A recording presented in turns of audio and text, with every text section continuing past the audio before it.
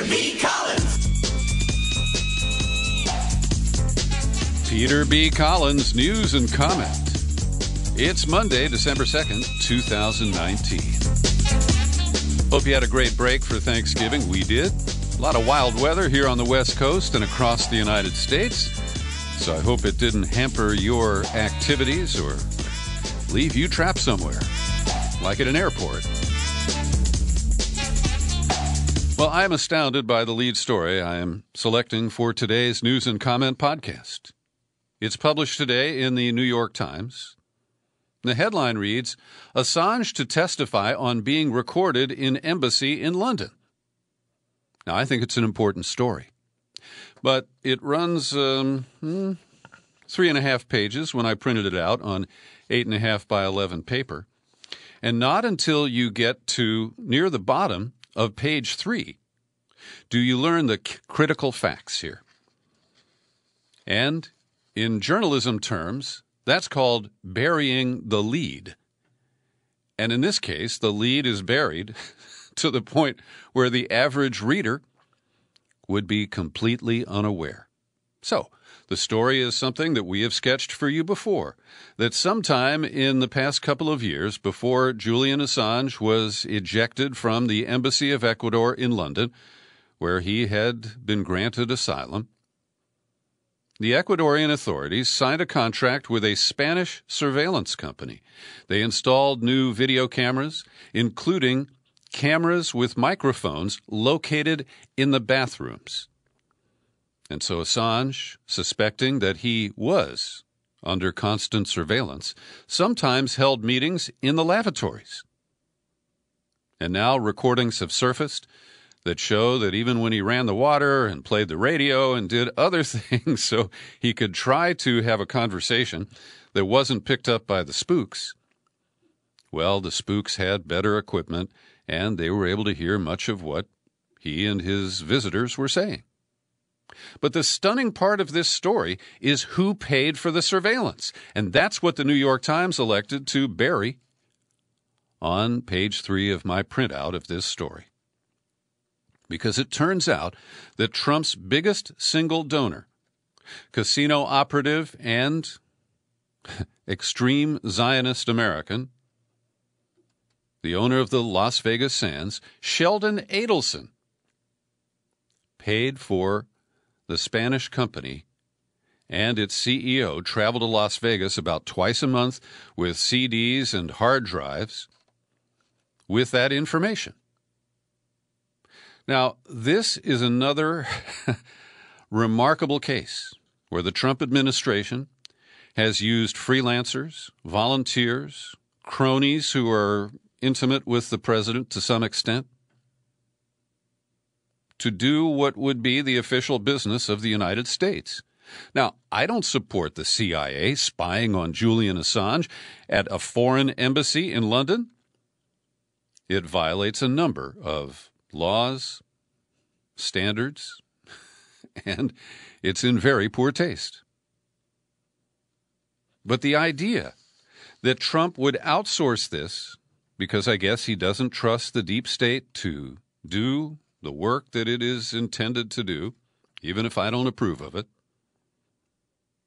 And so the way he hired Giuliani to run his Ukraine investigation, he reached out to Sheldon Adelson, who said, "Sure, Mr. President, I don't care what it costs. I've got billions of dollars." And for the New York Times, they don't even mention Adelson in the headline or the subhead.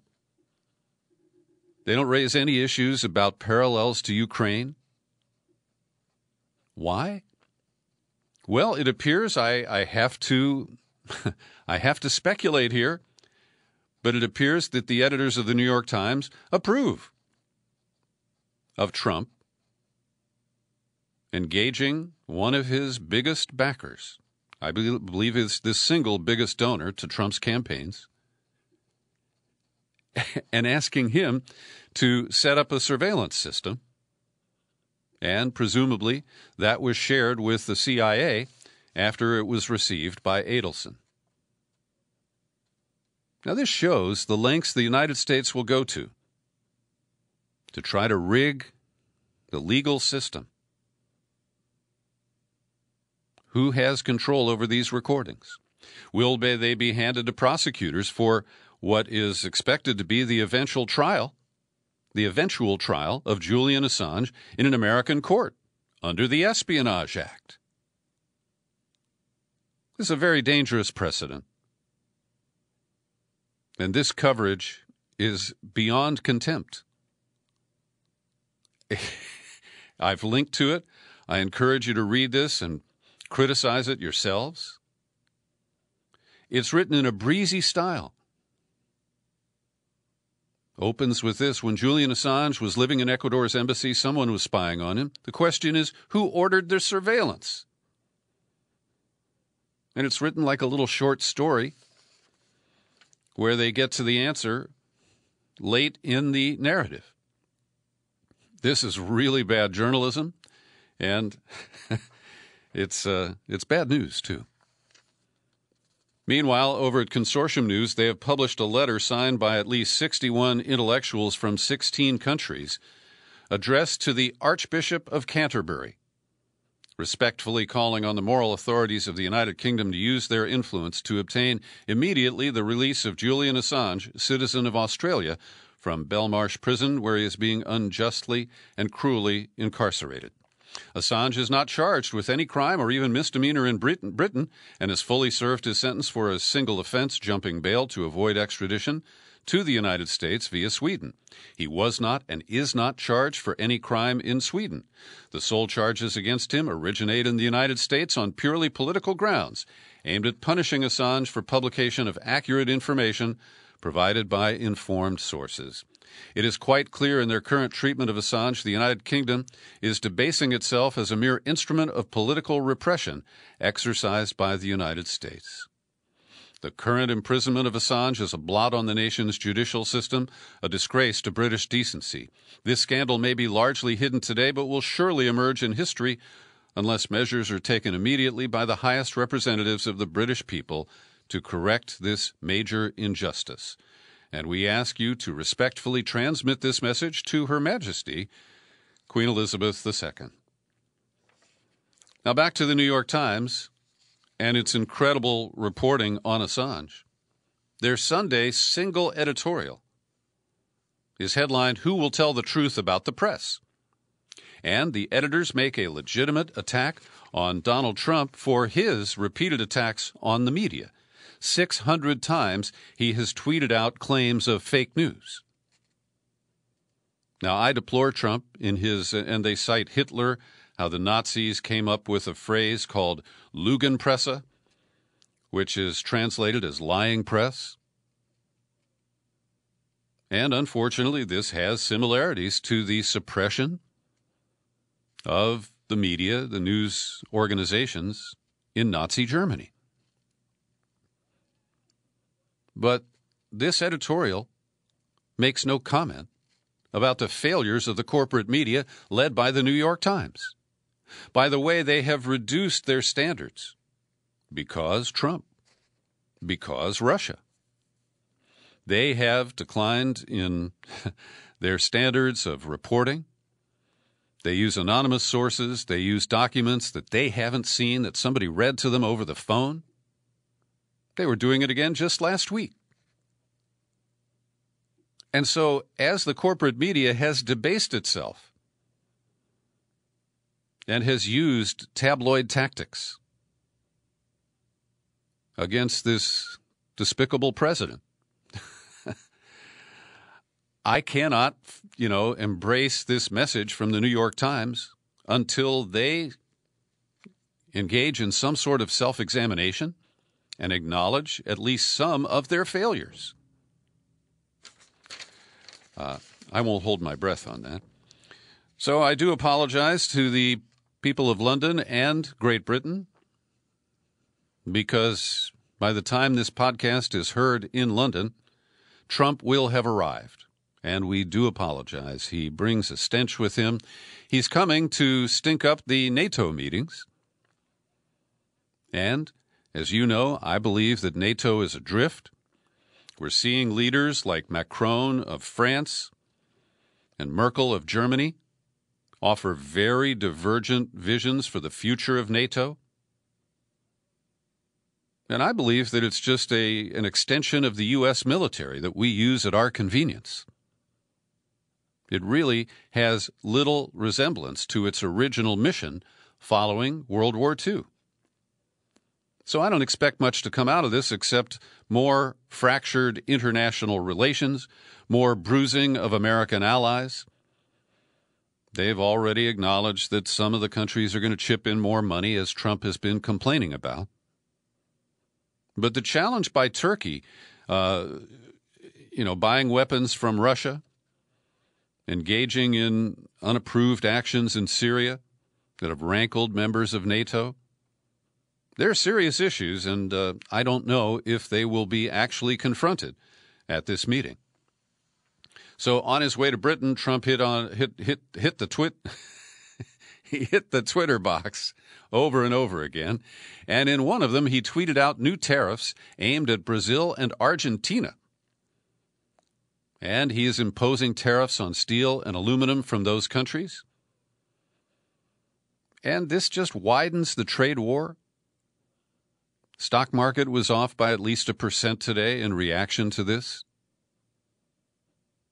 And I will restate that I am not a free trader. But tariffs by tweet will not change the trade picture. It will hurt countries. It will hurt Americans. Last week, my friend Rick from Santa Barbara came up for a visit. He has been importing products since the 1970s, starting with calculators and airbeds. And he told me that Trump's tariffs are killing him. The additional 25%, he's been, doing fashion and handbags and things like that. And he said that he cannot compete. And he wanted to make very clear and asked me to share with my listeners that he is paying the tariffs. And he passes them along in the retail price to you, the American consumer. It is not China or anybody else that we have attacked with tariffs who is paying them. It is American consumers. Lori Wallach, who is an expert on international trade at Ralph Nader's Public Citizen. She's appeared on this podcast several times. She has a great piece that appeared in the New York Times, How to Fix the World Trade Organization. And this relates to the issues of the WTO and the way it's not just about trade, and how when they impose orders in cases that come before this international tribunal, they often impose regulations that kill domestic regulations. Out of 242 WTO cases, in only 22 cases did the domestic policies survive being challenged. So I hear a lot of people who get called conspiracy theorists. I don't tend to use that line. But people who fear one world government and Plan 2100 from the United Nations, well, I believe the WTO is much more of a threat because of its power over trade and the way most countries knuckle under to it. So under Obama, we stopped appointing people to the WTO, and it now suffers from a lack of a quorum. And as of December 11th, it will no longer be able to review these trade deals. Now, that's not all good because it leaves in place the damage that has been done, but it certainly does send a message. Now, Democrats are juggling impeachment and whether they are ready to approve Trump's NAFTA 2.0. It's renamed the U.S.-Mexico Trade Agreement, something like that. And Pelosi has it on her desk and will probably bring it for a vote shortly. There's still some complaints, but overall, corporate America and many labor organizations believe that it is an improvement. It requires a $16 minimum wage at auto plants in Mexico, and that could help avoid more job loss heading south of the border. So here's a quote from Lori Wallach. Unless Trump agrees to add stronger labor and environmental standards and enforcement and secures progress on labor reforms in Mexico, NAFTA job outsourcing will continue. And the big pharma giveaways that Trump added must go. They make this new agreement worse than NAFTA.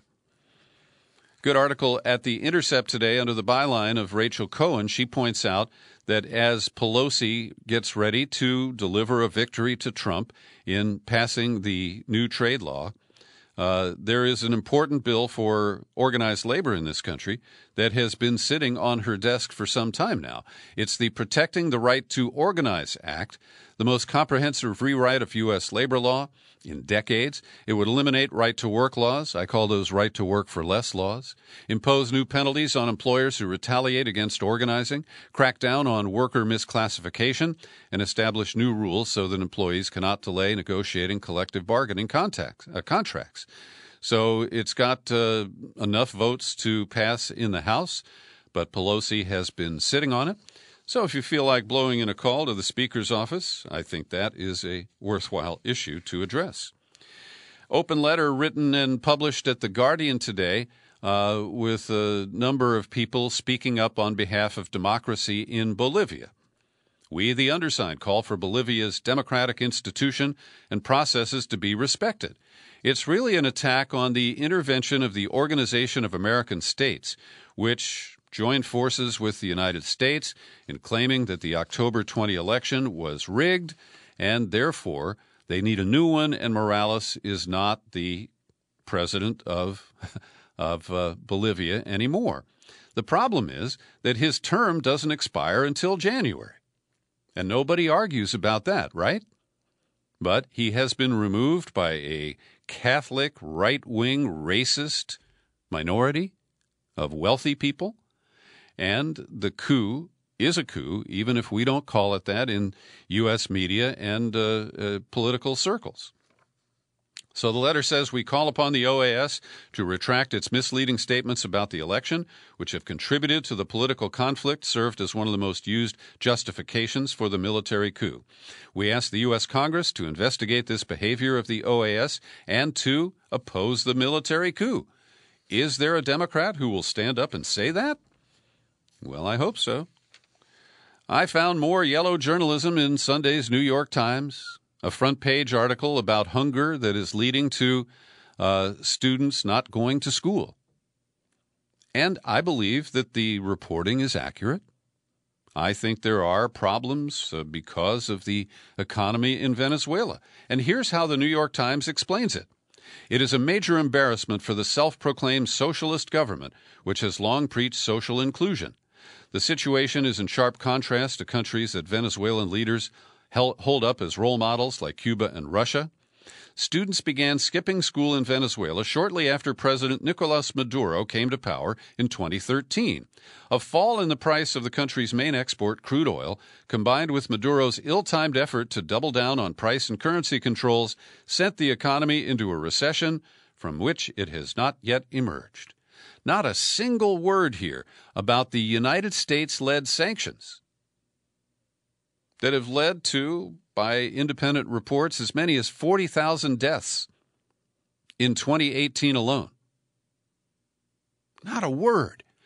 And Nicholas Kristof, as I mentioned a week ago in the New York Times, wrote a column where he did his obligatory denunciations of socialism and Maduro.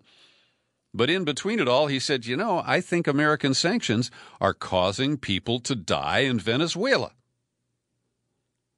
But apparently the people who write these news stories don't read the opinion page, and so that's what we get.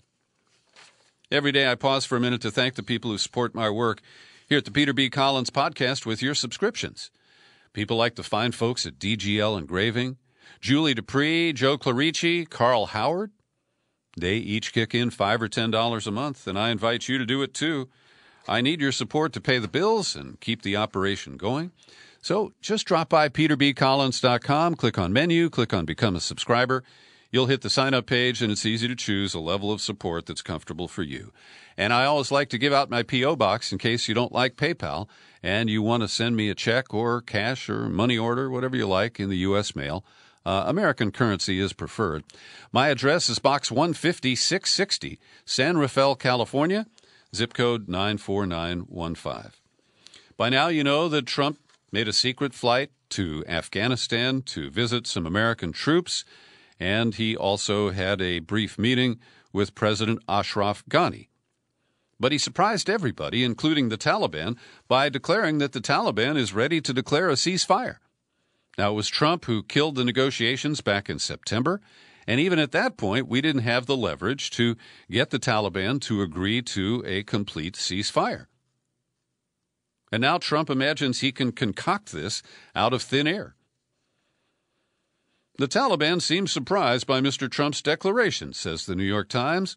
While the group's negotiators have held informal meetings with U.S. diplomats in recent weeks about ways to go back to the table, on Friday their leaders said their original position on a ceasefire had not changed. Quoting a member of their negotiating team, the Americans walked away from the table, and now the ball is on their side. It is up to them to come back if they want to solve this and get the document to signing and to the stage of implementation. Our positions remain the same. Meanwhile, the empire is reeling from another loss, a setback in Iraq, where the public protests and the rising death toll led Prime Minister Adel Abdul Mahdi to submit his resignation. It's been accepted by the parliament. The big problem is that Mahdi was a brokered compromise candidate. And trying to maintain this fragile coalition and appointing a new prime minister is not going to be easy. Parliament has approved that resignation without a vote, and it's going to be, I think, very fluid, if not volatile, in Iraq for the foreseeable future. Today, I'm releasing a fresh, in-depth interview podcast with Mike German. Many people know Mike as a former FBI special agent who has become a credible critic of the bureau he once worked for. He's got a new book out called Disrupt, Discredit, and Divide: How the New FBI Damages Democracy. And in this excerpt, you hear Mike German talk about the lack of credibility that St. Bob Muller had even before he took on the Russiagate investigation. Mueller's history would not have given anyone, even pre-FBI history, would not have given anyone confidence that he was going to be the type who would upset the rowboat, right? You look back to his tenure at the Justice Department as head of the criminal division when the FBI was investigating the Bank of Credit and Commerce International, BCCI, and the Banco Laverno. Yeah. And those investigations were uncovering significant money laundering by a host of different actors, including drug kingpins and corrupt governments all around the world. And yet the investigation was somewhat slow walk and hampered at the Justice Department in a way that caused not just Congress to complain about it, but when Robert Mueller was nominated to be FBI director, even the Wall Street Journal came out against him because of his handling of those cases while he was at the Justice Department. That's former FBI agent. He's now a fellow at NYU's Brennan Center on the Law. That's at New York University. And his new book, as I mentioned, is a good critique of the FBI since 9/11. It's called Disrupt, Discredit, and Divide. And those are some of the tactics that will be used by Republicans as the impeachment inquiry moves from the Intelligence Committee, which is expected to vote out its report from the Ukraine interviews and testimony, public testimony, on Tuesday, which will then land at the Judiciary Committee, which is going to hold public hearings starting Wednesday. Now, Trump believes that he's being slighted here because the Democrats who are running all this know that he was going to go to London. This has been on the schedule for a while. And he's complaining that they intentionally did this so that he couldn't attend the meetings. And on Friday, I called bullshit on Trump's claim that he badly wanted to participate. He wanted to personally testify. It's never going to happen. That's just a fraudulent posturing on his part. But today, in announcing that his lawyers will also decline to operate or to participate in what they call an unfair process, the White House counsel Pat Cipollone turned down an offer from Chair Jerry Nadler of the Judiciary Committee for Trump or his lawyers to participate. And they do reserve the right to change course. And, of course, they could reserve the right to stop stonewalling and allow key witnesses like Rudy Giuliani or Don McGahn, the former White House counsel, to testify in public. So we'll be watching this process go forward. I believe that it is still useful to expose Trump's wrongdoing. And now that we know that he got Sheldon Adelson to pay for the spying on Julian Assange, what other back channels or irregular channels has Trump set up?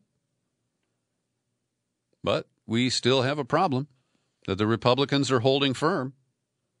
And the Democrats seem convinced that they will limit the articles of impeachment to a couple focused on alleged abuse of power related to Ukraine, another on obstruction of congressional investigations, including the intelligence committees, and potentially an article on obstruction of justice from the Muller investigation. And I keep saying, Michael Cohen pled guilty, said Trump directed him to commit a crime. Don't leave that one out, guys. Just don't do it. So the tactics of disruption of the next phase of the hearings have surfaced, and Kellyanne Conway, doing the president's bidding, is demanding that Adam Schiff testify. Now, they're claiming that he is a fact witness, and their alternative facts, which Kellyanne is famous for, relate to any contacts with the unnamed CIA whistleblower by Schiff and or his staff before the whistleblower actually submitted the letter of complaint. Now, that is an angle the Republicans have raised as part of their overall distraction campaign, but I'm sure that the Democrats will not fall for this gambit where they would put the chair of the Intelligence Committee on the stand to be peppered by questions from the Republicans.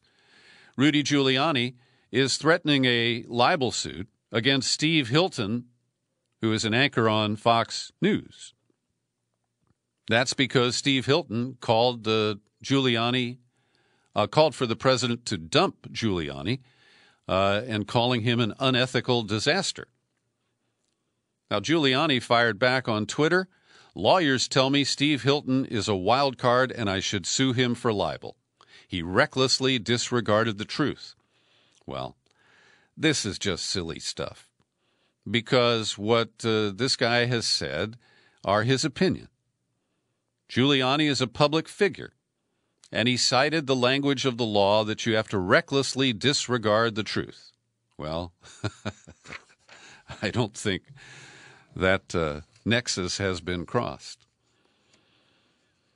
We have comments from the Ukrainian President Zelensky. He said, "I never talked to Trump from the position of a quid pro quo. That's not my thing." This is an interview with Time magazine. "But you have to understand we're at war. If you're our strategic partner, then you can't go blocking anything for us. I think that's just about fairness. It's not about a quid pro quo. It just goes without saying."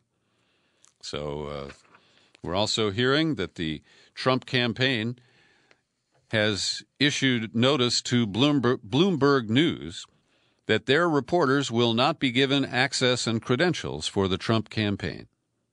Now, so many Americans rely on Bloomberg News for their political coverage that I'm sure this is going to be a major setback. A couple of people have dropped out of the Democratic primary. Steve Bullock, the governor of Montana, who I always thought was kind of channeling John Boehner on, Three Merlots, kind of talks too loud and says stupid stuff. Well, he's out of the race. While there were many obstacles we could not have anticipated when entering this race, it has become clear that in this moment I won't be able to break through of this crowded field. And my buddy Joe Sestak, the former Democratic congressman from Pennsylvania, has recognized that he has gained no traction and he is dropping out. I think based on some of the weekend reporting that Kamala Harris, the junior senator from California, should return to her day job. She has no momentum going forward in the Democratic primary, and the sooner she recognizes that, the more face she will save. Well, Mr. Malarkey, that's Joe Biden. Have you seen his new campaign bus with the Malarkey Express on the side? Joe is really going to capture the super senior vote. I mean, just for reference, all right, I'm 66 years old. Nobody I know uses the word malarkey. You got to be over 75 or 80 to have that in your daily vocabulary.